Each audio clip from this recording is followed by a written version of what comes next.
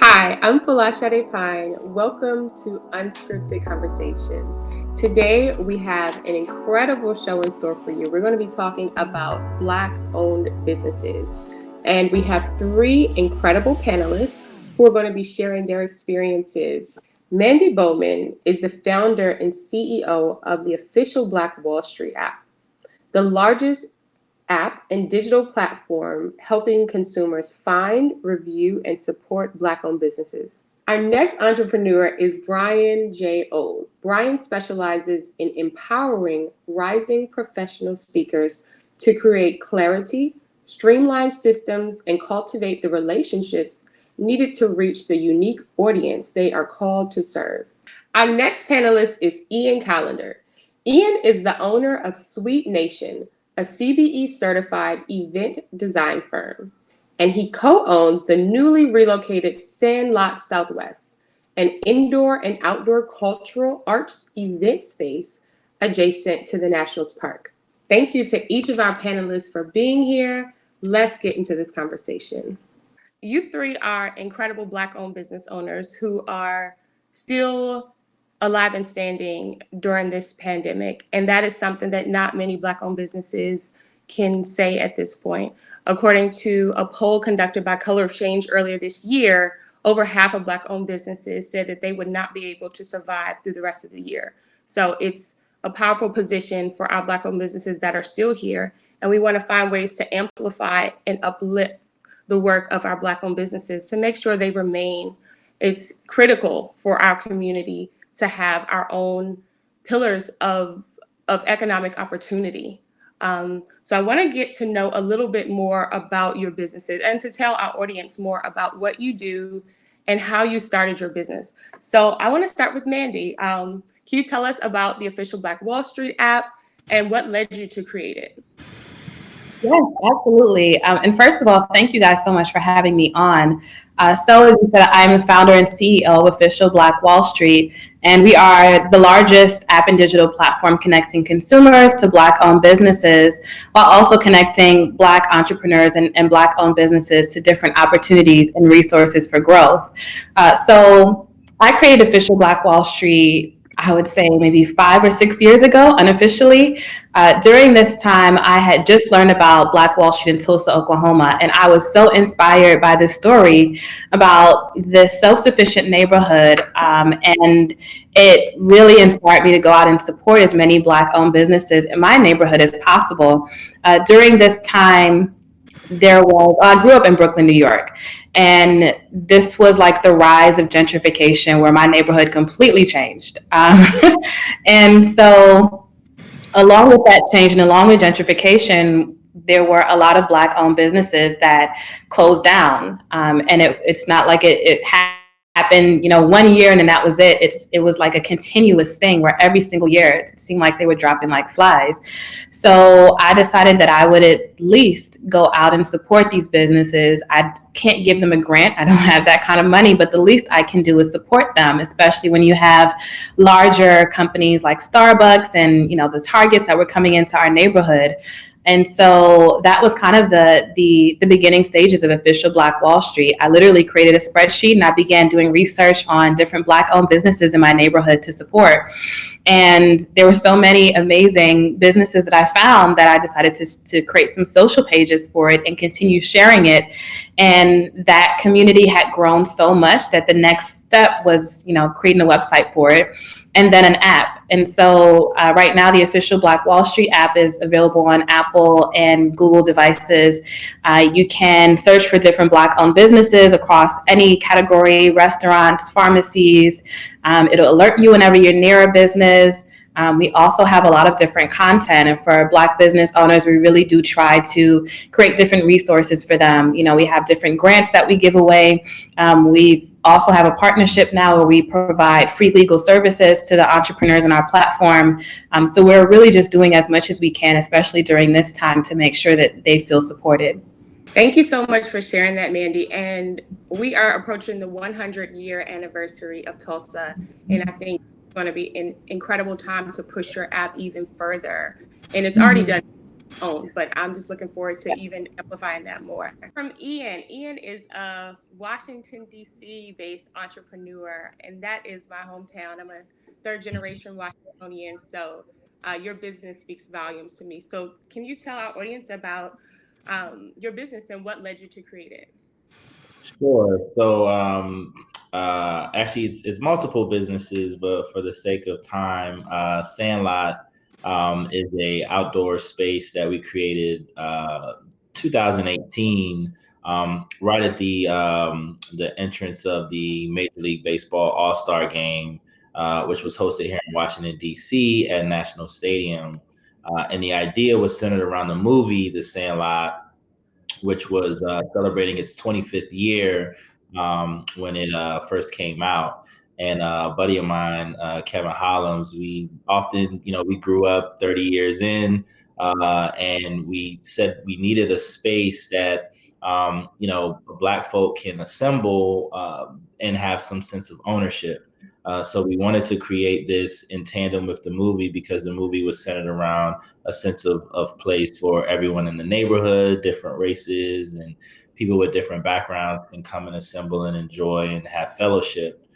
So when we actually opened, which was top of 2019, we didn't really know what we were getting ourselves into, but we knew that we wanted to create this space that people can feel comfortable, and we can have obviously food and beverage at the same time. And this was kind of the cultural arts institution kind of narrative that I've been creating over the past 10 years with Blind Wino being the most familiar, which is now Culture House. And then some of the other experiences on 8th Street and 14th Street. This Sandlot concept is just something that presents multiple Black-owned businesses. Our newer iteration, Sandlot Southeast, we partnered with Turning Natural, which is another Black-owned business with multiple locations throughout DC. They provide fresh, cold-pressed juices, and we then fuse it with alcohol. So we have Beam Suntory, which is a beautiful partner of ours. They really support our brand and our whole cultural aspect of what it really means to be a community space. And we have cold pressed juice cocktails. It's the first of its kind in DC. And we really just added a layer of experience with all of our programming. So we do sip and paints, we'll do markets, and to be right at the base at National Stadium. We're really looking forward to the 2021 season and hope that, we'll come back strong in the spring. Thank you so much for sharing that. And I am hoping and praying that the spring 20 will be in a space where we can all come out and enjoy together. So next, I'd love to hear from Brian. So you created the Black Speakers Network. This is really a very interesting network that you've created because you're also providing a lot of opportunities for other people to become entrepreneurs. So can you tell us more about your network and what led you to create it? Absolutely. Two things really quick. One, I just downloaded the official Wall Street app, so shout out to Mandy for creating such a phenomenal platform. I'm looking forward to using it, and I'm right up the road in Baltimore from both of you, so I will be coming down 95 to get some cold pressed juice cocktails in. So look out for that. But yes, I'm very excited to be here. Thank you, Folasade, for hosting. And certainly, yes, I'm from Black Speakers Network, founder and president. And so we are a nationwide speaker development and training community. We have a little over 11,000 current and aspiring professional speakers. And our mission is to equip, connect, and inspire the next generation of Black professional speakers.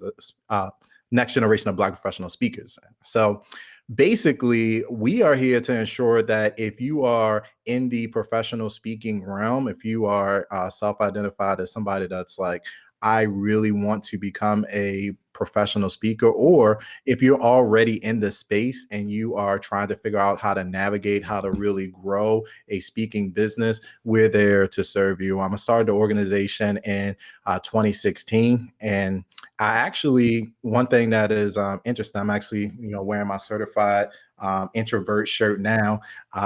People ask who I am. I always say I'm I was the skinny kid from Baltimore, not so much anymore, but I was the skinny kid from Baltimore at one point, but I was the certified introvert. I still have that on my LinkedIn profile. And so I was the guy least likely to be voted speaking to anybody, let alone leading a professional speaking community that we have now with Black Speakers Network. I couldn't lead two people in silent prayer, let alone, stand in front of an audience. And so it's certainly been a great personal journey. But one of the reasons I started the organization is, leads right into this conversation of Black business, because, I really, coming from HBCU, I went to Morgan State University right here in Baltimore and majored in business. And my entry point into the speaking world was through an organization called Toastmasters. And so through the sweaty palms, the shaking voice, the, almost fainting during my first presentation, I realized that not only does my voice have power, but also so many people have a message and they just have an audience waiting for them to looking to serve. So I'm really passionate about helping people find their voice, helping the next generation of Black speakers connect with the audience they're called to serve, as well as monetizing their message. And so, that's what we're about. That is incredible. That's incredible. And providing opportunity is something that, so many of us need in the midst of this pandemic. The year was 1980. When Sirius Lee, a quantum physicist, martial arts expert, and electro-funk rapper, was experimenting late night in his laboratory and accidentally opened a time portal.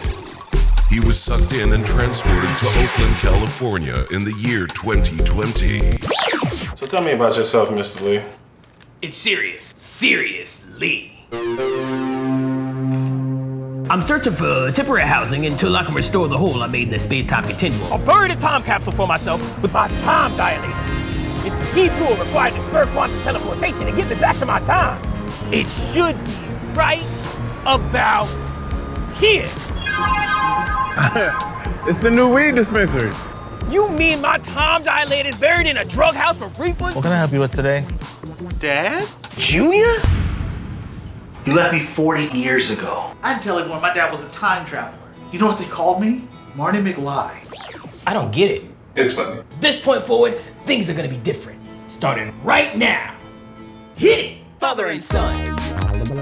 Time outlaws on the run. You're gonna have to get a job at the dispensary, Dad. You look like a love child between Mr. T and Richard Simmons. Remember, you're gonna have to act normal. I'm a Black man in my 30s from the year 1980. I'm in the prime of my life, just like O.J. Simpson. You wouldn't tell him not to be a lady killer, now would you? Whoa! What? Seriously. More like, predictably. Good one, Gloria. We're in a predestination paradise. Exactly. In a what? Basically the plot to the Terminator, Back to the Future, and every other time travel science fiction movie. No time to waste, gang. Follow me. This is Sirius Lee, the problematic time transplant.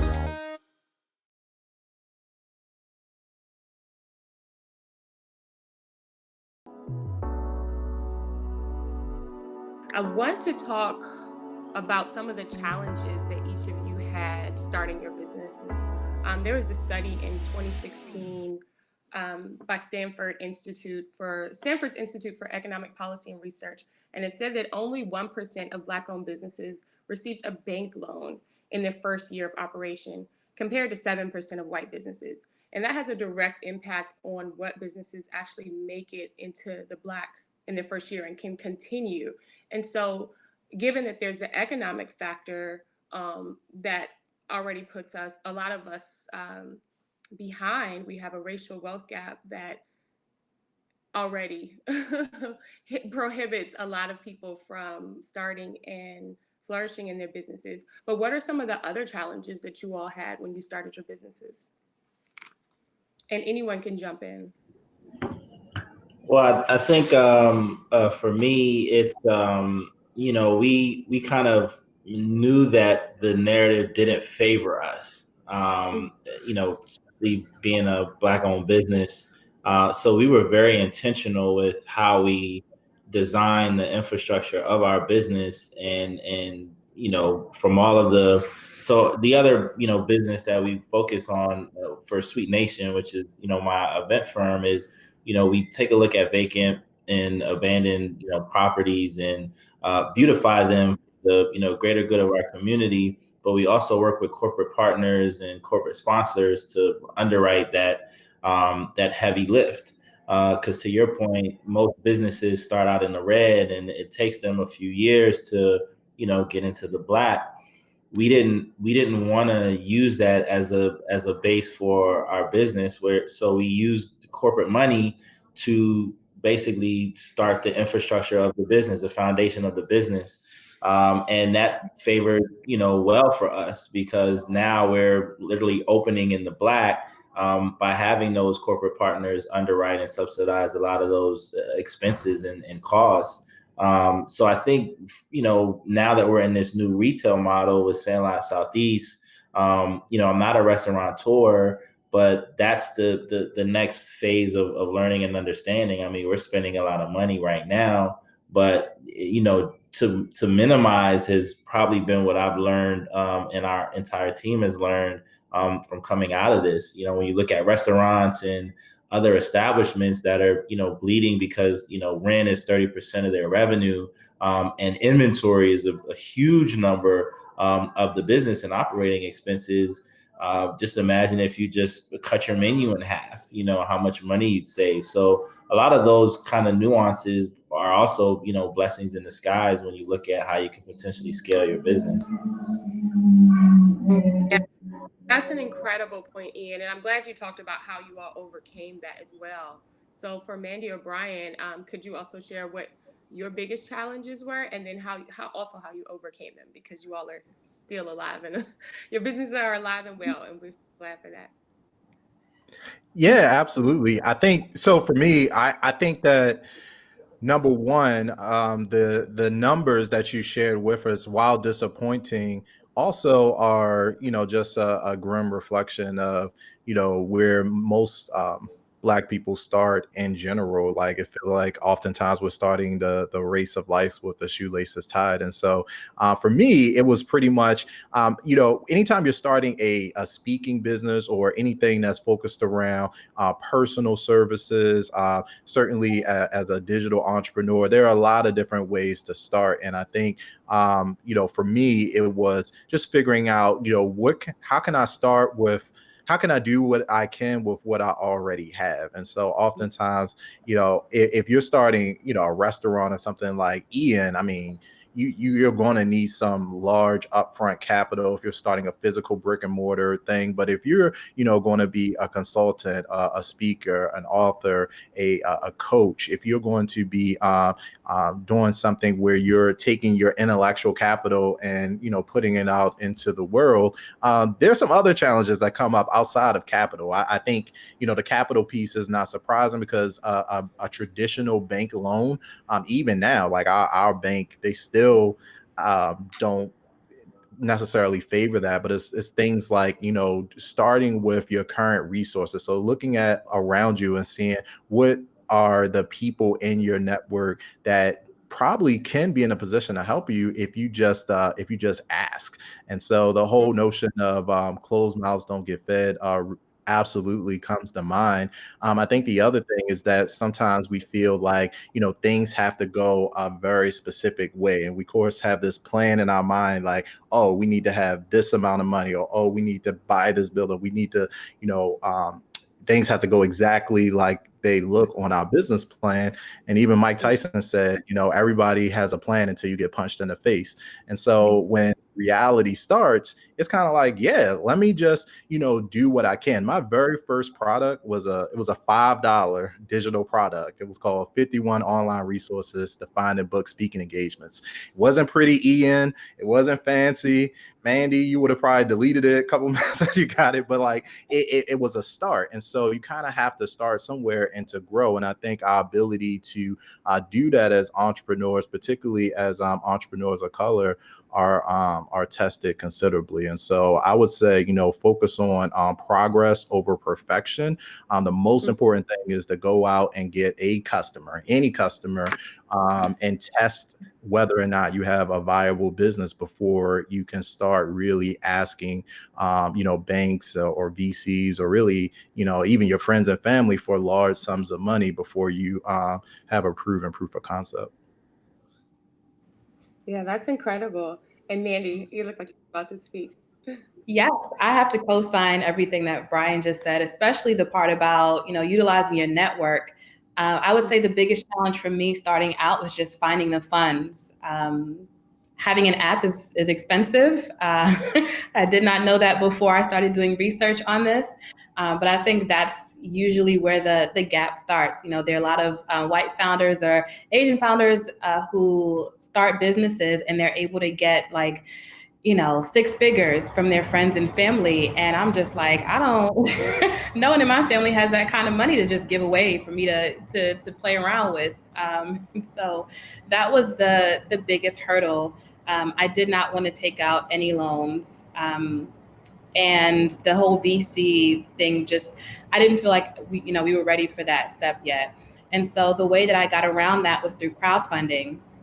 And we were able to raise over $33,000 in 30 days to go towards the app. And so we kind of went with our network. It wasn't family and friends, but there were 535 people, many of them I have never met before, who trusted me enough to build this project and who saw the vision. And so that was kind of my way around it. That's incredible. 30,000 in 30 days. Congratulations on that. That's phenomenal. Yeah. Absolutely.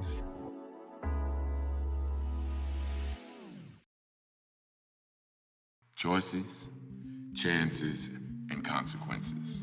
The decisions that you make or don't make, they're going to affect you.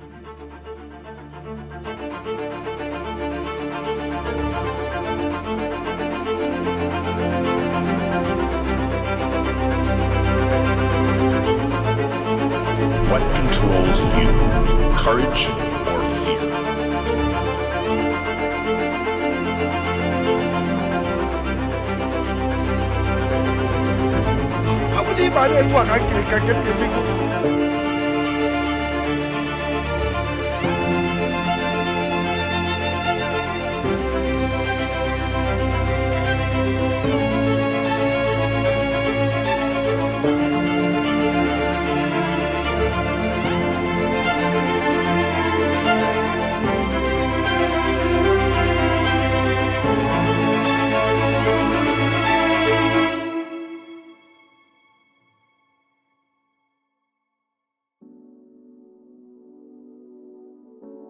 So right now, as we all are in the midst of this global pandemic, it's unavoidable. I am really curious about how you all are doing, how your businesses are doing. Mandy, you have a business that is based on the proximity to Black-owned businesses. Brian, you have a business that is based on people going and speaking at public events at a time when public events are minimized significantly at this time. And also, Ian, as well, you have a business that requires people to come out of their house and engage with others. And there's a lot of restrictions in place. So I'm really curious as to how you all have had to shift your businesses, given that the interaction with your customers have to be primarily online at this time. So I want to start with Brian, because when I think of public speaking, I think of a public place. So how have you and other speakers in your network been able to make money outside of the large conferences and large events? Yeah, absolutely. And so the public speaking, there is that traditional element, but the interesting thing is that within the professional speaking landscape, we really, like, if you look at the Bureau of Labor and Statistics, we really fall under this very vague description of information marketing, which is under an even vaguer subscription as like self-help. And so it's interesting because for many speakers, the number one question that people ask when they come to Black Speakers Network is, how do I get on a stage and how do I get paid? And I'm like, okay, fair question. But for us, like our model has been really focused. We created a framework to teach the speaking business in this round, what we call the 5 M's. And so it's getting clarity on your mission, your message, your marketing, how to monetize, and how to manage your speaking business. And so everything that we teach falls under those categories. And oftentimes people leapfrog right over mission down to monetize. Like forget the target marketing, forget finding an addressable market, forget all that, like show me the money. But what COVID has done, and I was nervous too. I remember I was at dinner when we got the text message that South by Southwest, one of the largest events, one of the largest speaking venues in the country, was canceled. And it was like, okay, this is real. This isn't like, so immediately we began, having these conversations within the community. But the healthy thing is that most speakers tend to over-index on the importance of, arriving at a physical event and getting a check to creating that speaking business, where most speakers aren't really paid that way. We really are truly in the information marketing business, which means that, you have to be in a mindset of repackage, repurpose, and repeat. And the reality is that we have so many speakers and so many subject matter experts in specific areas: health and wellness, leadership, nutrition, STEM. Their problems, their issues aren't magically going away because of COVID. In fact, most are amplified. And so it's thinking about different ways that you can continue to show up and super serve your audience. And for us, people now have online courses that they never created before. They have digital products. They have started coaching practices. They started consulting. Even us, we had our virtual event. It was supposed to be in person in Baltimore. And then, in April, it became a hybrid event. And in August, it was a virtual event, but it was incredibly successful. And so I think, part of the conversation now isn't, what's happening to live events. People are still getting paid to show up and deliver training in a virtual environment. But the more important thing is that when we come out of this, most of the speakers, I think, in our community will actually have a healthy business, because whereas before they only had maybe 1 or 2 streams of income, now they have 10. And so that's the thing that I'm most excited about. That's incredible. That is incredible to hear that people were able to pivot and transform their business to something bigger in the midst of these difficult times. That is so encouraging to hear. I want to hear from Mandy again. I know we were just talking about the Black Wall Street app, but I am really curious as to how your app is operating, because I've used the app. I'm a big fan of the app. I would have it open. I'm trying to find a Black-owned business to support, and it would alert my phone. And unfortunately, so many of those businesses aren't open right now. And so I just want to know, how has that, how the lockdown affected the operation of your business and of your app? Yeah, so in a few ways. One, in 2020, we had just started our in-person event series. So we had started our first event, Black History Month, and we had all of these things planned for the year, just to bring Black business owners together, to have different panels and things of that nature. And so we had to kind of pivot to figure out how we can do all of those things online and still make them just as effective. So that was one part. The other part is, just 4 months, there were 40% of Black-owned businesses. I think the number was 400,000 that it closed down. And so we really had to spin around and try and figure out how we can support, our customer base, because all of our customers are Black business owners. And so we did a lot of, different partnerships. Our focus for the year shifted a lot. So we did a lot of partnerships with other companies to kind of give Black business owners different grants. We had a lot of online trainings where we had other entrepreneurs come in and talk about how they make it through COVID, whether it be through customer service, marketing, sales, the different tactics that they used. We partner with other companies to provide, to try and eliminate some of the business expenses that Black entrepreneurs have to spend. We partner with a legal firm, a global legal firm, that agreed to give our business owners free legal services over the next 3 years. So we really did a lot of networking and a lot of, reaching out, especially to a lot of these companies that were standing with the Black community. So we wanted to make sure that they actually were. And so we made sure that we did a lot of, different partnerships to bring those resources back to our business owners. That is incredible. That is really incredible that you were able to go beyond the scope of your initial business of highlighting the businesses, and now you're providing actual services that would help them to thrive in this time. That's incredible, Mandy. Thank you. Ian, I'm going to ask the same question to you. Sure. So it's incredible. You've been able to expand some of your event spaces during the pandemic when so many businesses have had to close. How has that been possible? Like, how were you able to do that? Sure. I think for us, it was, a godsend first and foremost. When we created Sandlot, we wanted to have an outdoor space because there just wasn't a lot of outdoor spaces for Black folk. And again, and I say that not to discredit beer gardens and other establishments, because I go to beer gardens all the time. But we wanted, again, to be more intentional and to create a safe space for us. And, that was 2019. So at the top of 2020, XFL had announced, 10 teams nationwide, and DC happened to land a team, the DC Defenders. And they were playing at Audi Field, which was adjacent to our location at Sandlot Southwest. So we were having, 500-600 people top of February in the freezing cold, having beer and drinking cocktails. And this was before we got into the cold pressed juice cocktail business. But the pivot for us, we closed March 14th due to the mayor's order. And we knew that we were on borrowed time at the location we were at because the developer who owned the property was going to demolish that site. So we were not only dealing with COVID, but we were dealing with, the potential of not having a home.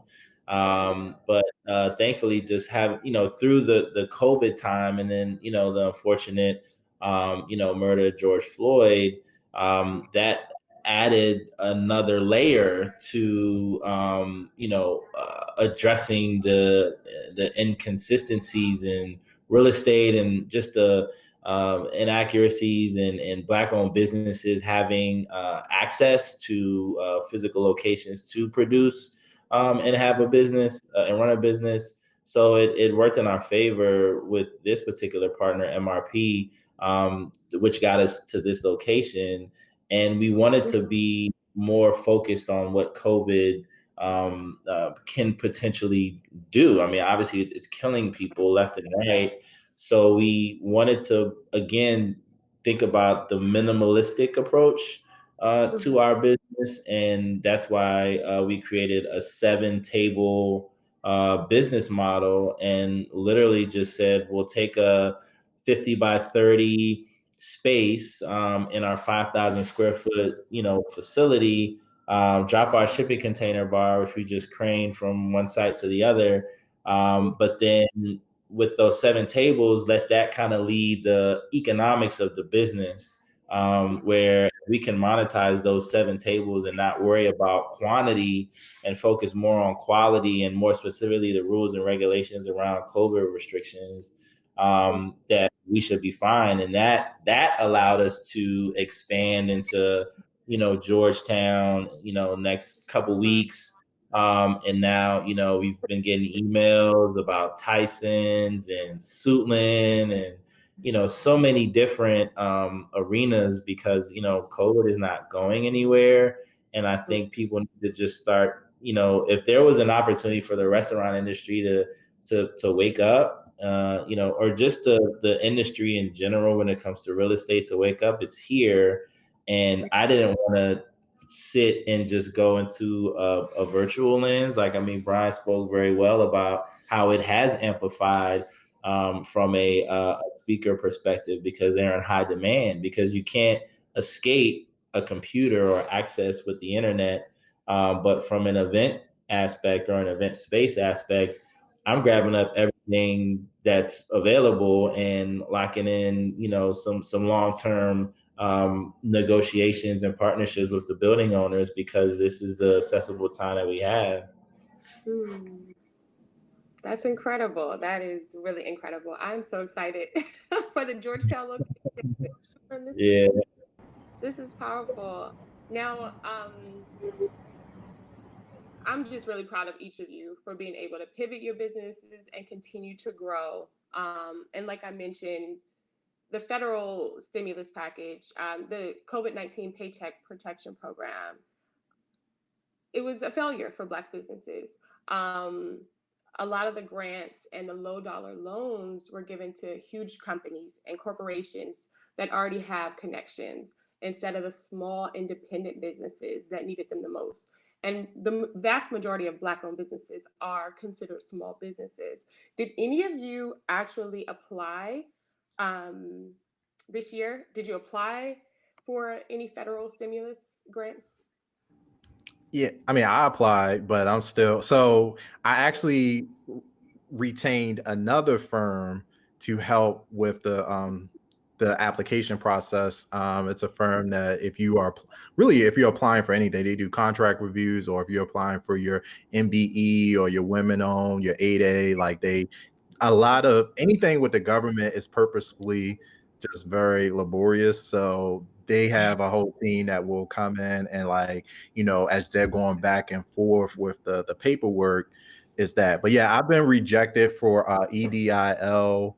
I think, so payback protection, we did apply, that got rejected. And then we applied for EDIL, which is the Emergency Disaster Relief Program for the SBA, which that program is still open and available. Last I heard, it was like $20 billion remaining. And so we've appealed that 3 or 4 times, but they keep finding things. They're like, oh yeah, send us your tax returns. We did that. And then they're like, oh yeah, send us your send us like your itemized expenses for the year and your projections. Like, we did that. It was like, well, we don't like that color shirt you're wearing, so maybe so there's always something. But I do think that it can be categorized as a failure, specifically for Black entrepreneurs. But I'm really emboldened. Like, I get really inspired, listening to Ian and Mandy, because we're here regardless. And I think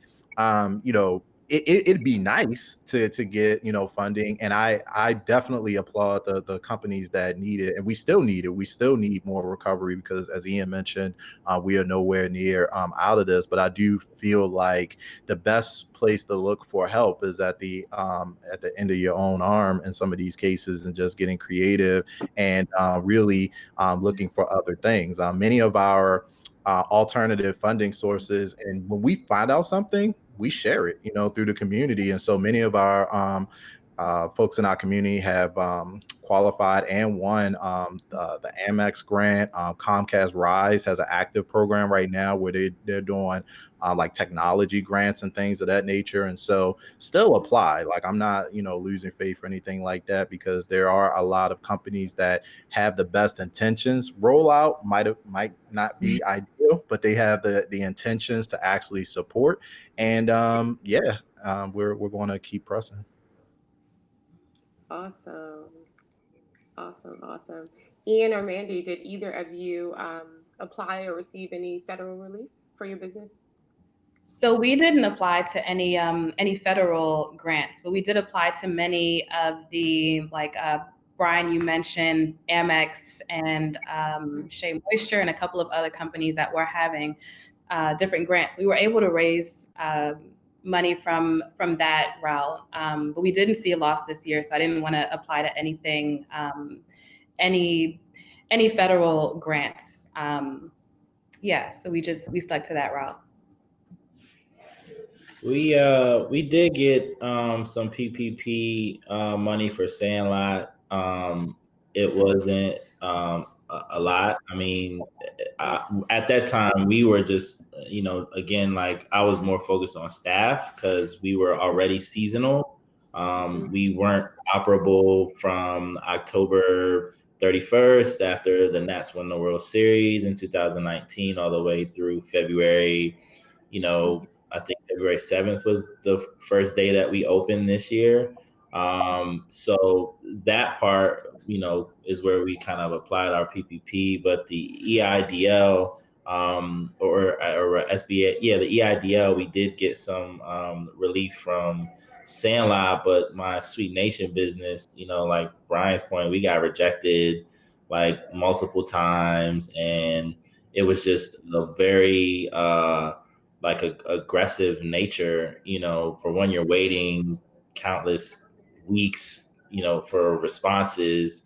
And I know that it was just a awkward, time in our world, but for a lot of Black businesses, there wasn't really, we had to rely on the American Expresses and the other, businesses, because again, and I don't want to take away from, COVID, but, the George Floyd effect really made a lot of businesses open their wallets to Black-owned businesses, and we're still kind of dealing with it right now. And I'm the one that wants to hold these businesses accountable, because anybody can write a press release, and say that they are contributing $100 million to Black-owned businesses, but if we don't have access to Brian's point, to those $100 million funds, then it's just, smoke and mirrors. But I'm just hopeful that moving forward in 2021, that a lot of those companies will realize that the businesses, more specifically the Black-owned businesses in any industry and category, really don't have the access that they think we do in order to really get these funds, and not loans, grants and monies that we don't have to pay back. Yeah, that makes a lot of sense. And I'm 100% for holding corporations accountable, holding government accountable, because they can be doing better. And if they're going to write statements saying Black Lives Matter, then show us. Put some money in those statements. So thank you for bringing up that point. So I'm really glad to hear that all three of you are in a position where you're thriving in this very difficult time. But what are some areas that our audience can support you? Like, people can download the app. I'm sure people can join the Speakers Network, and folks can also visit the Sandlot. But what does support look like for each of you? Like, my perspective as a consumer, as a customer, is going to be difficult. But what exactly do you want our people to do to help support your businesses and to amplify them? Like, what exactly would you want from people right now? I can jump in. I think, the biggest thing that I reflect on all the time. So my entire, I think, framework for building Black Speakers Network has really fell into like three categories, and that's building partnership, building community, and building systems. And I really just want to key in on the systems one for the purpose of this question, because I think that's an area where sometimes we just kind of, fall short and really don't give intentional thought to creating these things. Like, nothing happens until it shows up on a calendar. Nothing happens until you marshal resources, you get people, and have a vision to actually execute. And so, and actually, just so you know, even though I started Black Speakers Network in 2016, I'm still a new full-time entrepreneur. I didn't leave. I was in a corporate job for 11 years, and I didn't leave until April of 2019. And so, been a full-time entrepreneur for less than 2 years now. And so often when I was, sitting at my desk and, thinking about exit strategies and thinking about, scaling Black Speakers Network, I always had this thought of, man, I need to replace my income.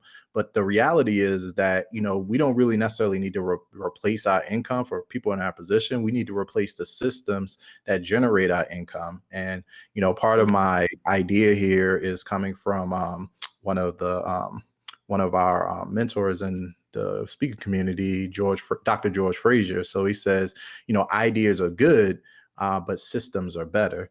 And, Buy Black, is an idea, but creating a speaker directory, like that's a system. And so those are the types of things that, I would say. And when it comes to support, yes, you could go, purchase something one time. Yes, we could share things on social media. Yes, we could, make sure that we are, buying from each other when we can. But what's better is actually to create the lines on the road, to create the mechanisms in which we could facilitate the exchange in goods and services. Within Black Speakers Network, we have an ecosystem of entrepreneurs. And so we have 30 Black businesses that we work with every single month. And that list continues to grow. Everything from website developers, graphic designers, individuals that, are responsible for doing individual speech coaching. And so I'm not delivering all of those services. I'm like, hey, who does speaker websites? Who does graphic design? Who can create a press kit? And then bring those people into our ecosystem. And I think as Black entrepreneurs, and even if you're not an entrepreneur, to your question, I would be thinking about how can we create those systems, these partnerships, these alliances, to be able to ensure that we are not recreating the wheel every single month, starting from zero, but really creating scalable solutions that we could build for future generations to come. That right there, that was so powerful. I 100% agree with that. And I think that's something that we have to also push to our communities as well, is that partnership, that collaboration, and building our own systems. Yeah. So thank you for that. Ian, what about you? What are some of the ways that people around the country, or even the world, because we have a global network at Unscripted, what are the ways that you want to see people supporting your business? I think the best way, the most effective way for our business is just sharing, sharing exactly what our business is. I think a lot of times when we look at social media and different platforms, and it's not as difficult, to have someone post a picture of our product on their feed, or even just, knowing that there's, other Black owned businesses involved in ours, to just share and provide info and insight. I think that goes a long way. And the fact that we're going into the winter season, we're still trying to figure out what our product is, because our dining room, this is the last weekend that our dining room at Sandlot Southeast is going to be open until next spring. But we are thinking about continuing to go service through the winter season, and that would just probably be Saturdays and Sundays, but still trying to be innovative. So when I think about what others can do, I think the more that people know of our story and share that content, we have videos, we have photos, we have Google review, and even people that patronize our space. I think those are ways that we as all businesses, Black owned businesses, can really thrive, because that we still have to prove ourselves more than our counter colleagues, but we can achieve that very easily and seamlessly through the platforms that are available to us. So I think those are some of the ways that I feel folks can really help us in this time of need. Definitely. Thank you for sharing that, Ian. And I actually owe you all a post, because I was so impressed to be able to support two Black businesses in one when I came to Sandlot Southeast, supporting Turning Natural with those amazing juices and supporting Sandlot. So yes, look out for a post from me. Right. Thank you. And Mandy, can you tell us what support looks like in your eyes for your business? Yes. So you mentioned it earlier. Definitely download the app. It's on Apple and Google Play devices. One thing I will say is that the issues that Black business owners are facing now, they're not new. They've just worsened because of COVID. And I say this all the time, that we need to support and make it a lifestyle change, and not just, okay, it's the holiday season, let's do it now, or it's COVID, let's do it now. It needs to be an ongoing lifestyle change that we make to prioritize and to support Black business owners. Even if you don't use the official Black Wall Street platform, you are still, supporting the mission. And I'm still a happy camper as long as you are buying Black and supporting Black-owned businesses. Outside of that, we have just launched an ambassador program where we have people all around the country in different cities kind of representing their city, introducing us to new Black-owned businesses where they are in their neighborhoods, and also introducing, their neighborhoods to official Black Wall Street. So, feel free to hit me up to become an ambassador. But I think overall, the biggest way to support is to just buy Black and support Black-owned businesses. Awesome. I love that. That ambassador program sounds incredible. And I love what you said about making this a lifestyle change. Like buying Black is beyond our way of protesting for the terrible treatment that we have in society. This needs to be a lifestyle, right? Regardless, our everyday way of operating business.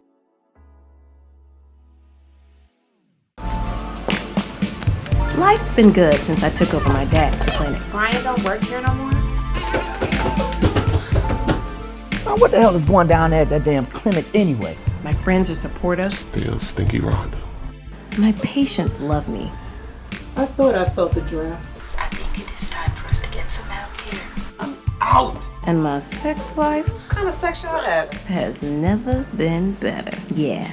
Life is just, I got this. awesome.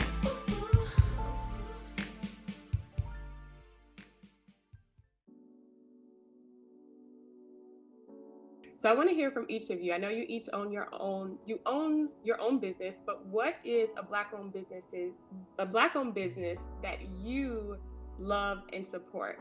Like personally, I'll start. My family member, my cousin, has a home and body care product line, and she sells scented candles, body products, and they're all really high quality luxury products. And I'm a big luxury fan. So my favorite Black-owned business is Oasis Soul. So I'd love to hear from you all, a Black-owned business that you want to shout out and highlight for their incredible product or service. And whoever wants to go can jump in. I can do two really quickly, because I'm actually wearing a sweater from a Black-owned business because I am a Hillman alum. And so Hillman Bookstore, I absolutely love their para, just because I love, Hillman and what it stands for. So that's one. And then another one is the Butter Bar. It's a skincare Black-owned company. All of their products are handmade and it's all vegan. You can actually read the ingredients and know what they are. So I absolutely love that one too. Dope. I have to check those out. Okay, Hillman alum, we see you. Gotta represent. Yeah, so mine, I'm actually wearing one of mine too. I mentioned this certified introvert shirt. So even though I designed it, it was actually produced by a Black entrepreneur in Baltimore. Her name is Crystal Sylvester, and she is the owner of Manifest Clothing. And so she provides a little bit of white labeling, but she has an amazing clothing brand. And so when I saw her stuff, I was like, wow, I would love to partner to produce something with you. And so now we do a quarterly shirt. And that's what I was talking about, like the 10 streams of income. Like, if you can be creative and find ways to partner with these brands, sometimes it's just a matter of asking. And so now we do a quarterly shirt every 4 months, and it's great. Or 3 months, whatever quarter is. But yes, and the cool part about her is that she also has this brand called Invest in Baltimore, which she prints the shirts as a way to raise awareness for that. And so just a really super dope Black woman entrepreneur making waves here in Baltimore. That's incredible. Definitely want to check out her work as well. Yeah, I think mine is kind of, I'm a foodie for one, so like you can catch me at any Black-owned restaurant on A Street because it's a slew of them. Kane and Kitchen Craig Cafe, and so many to name, but from a clothing, and there's multiple categories, but museum, Greg and Mo and Sauce and those guys, I love to support those fellas up on Rhode Island Avenue. And, really like Black artists, like thinking about specific industries where, who's potentially not getting access to any revenue right now. And really just trying to support a lot of Black artists, Lex Marie. It's quite a few of them, but I really want to, I'm in the arts industry, so that's where I try to lend my support for Black artists. And of course, Turning Natural and Spice Sweet are one of my other favorites too. Love the Spice Sweet and Turning Natural. I have to shout out Banneker, Angel. Yeah. Her alum, and I'm so proud of her and her work. All right, thank you. I definitely took notes on your businesses because I'm looking forward to buying Black this holiday season and of course beyond. But for the gifts that I bought my family and friends, all Black. So thank you so much. My last question for you all today is going to be for a way to inspire the up and coming entrepreneurs. We have a lot of young Black entrepreneurs who are starting earlier. I have a he just turned 18, an 18-year-old nephew who is starting an online YouTube business and got into Forex trading. Every day he has every few days he has a new business that he wants to start. And I want to encourage him, but I'm not an entrepreneur at this point. So I would love to hear from you all who are successful Black entrepreneurs. What's one piece of advice that you wish you knew before you started your business? For me, okay, go ahead. Yeah, one piece of advice. I mean, I guess it's just having the complete structure of a business. From accounting to bookkeeping, taxes, business licensing. These are things that I kind of just trial and error since 2007. Because I often was, why would I have to pay for someone to, I can look at my bank statements and do an Excel spreadsheet and try to figure it out. But now as an adult, and with multiple businesses, I'm relying on these folks because I don't know what the hell I'm doing. So I think that would probably be the biggest advice that I would try to explain to folks really getting into the business. My first kind of taste of corporate sponsorship came in 2007 when Scion gave me a $2,500 check, but I didn't have an EIN number or no idea of what a business was. I just thought people would just say, pay me, and they got paid. So that started the learning process for me, and just perfecting it every year. And I very recently, got like a QuickBooks account. Well, not recently, but like 3 or 4 years ago. And it's like the best thing in the world. And I can only imagine if I had that when I first started, how solid my bookkeeping would have been. But that's probably what I would advise is the most important. Awesome. Thank you. Mandy, you were about to speak, so I'm going to move it over to you. Yeah, I would say along those lines, just taking things one step at a time. It does not have to be perfect. You don't have to wait for things to be perfect in order to start, because you will literally wait forever. I got caught up in that where I just kept pushing the goalpost a little bit further. It was like, no, let me do this too, and then I can launch. So it does not have to be perfect. Along your journey, you will absolutely learn and tweak and go through all of the trial and error along the way. What you start with might not be what you end with, but that's the whole beauty of the journey and everything that you're going to learn along the way. I would say also, to Ian's point, one thing that I wish I had done in the beginning was networking with and reaching out to different professionals in areas where I knew that it wasn't my expertise. So I'm very good at digital marketing and social media, In other areas, for example, when it comes to, I don't know, ads, that might not be my cup of tea. So I wish I had the foresight to be like, okay, this isn't something I thought about. Let me do my Googles and find someone who does know about this, see if they have any e-courses or ebooks, or if, we can barter so that they can lend me their skills and I can lend them mine. So I wish that I had done that in the very beginning. I definitely agree with both of those things. I mean, listen, QuickBooks. We can talk about that afterwards, Ian. But yes, so I would say the biggest thing for me is, and particularly as we're talking about the young entrepreneurs and people kind of learning industry, there are opportunities out here right now that you couldn't even think of, 5 years ago, 10 years ago. The technology just wasn't there. And so the market is continuing to evolve. Consumer appetites are changing. The political, economic landscapes are currently shifting. And so my biggest thing is, like, if I had to summarize, it would be don't project your own, like, insecurities or shortcomings or whatever thing you see in yourself onto your potential customers. And what I mean by that is basically, for many of us, it's like we allow the market to decide whether or not your product or service has merit, and also what that should be. So sometimes when I first started Black Speakers Network, I was like, oh, nobody would pay $30 for a membership. Nobody wants to sign up for a class. Nobody wants to do this. Well, just because I didn't see it that way doesn't mean somebody right now is probably literally praying for a solution of something that comes naturally to you or effortlessly. And so don't think just because, oh, well, everybody knows this. No, they don't.